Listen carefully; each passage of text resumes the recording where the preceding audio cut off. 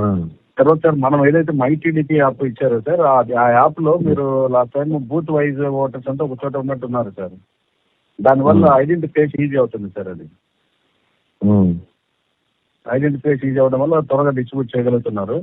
ఎందుకు మా పొలిటికల్ వాళ్ళు ఎవరు పోయినా అక్కడ బూత్ బియ్యాలను ప్రెసిడెంట్ వైస్ వాళ్ళు చెప్పేస్తారు.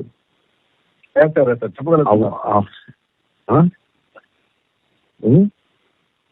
వాళ్ళు చెప్పగలుగుతున్నారు త్వరగా ఐడెంటిఫికేషన్ ఈజీగా చెప్పేస్తారు. అవును సార్, అవును అవును సార్.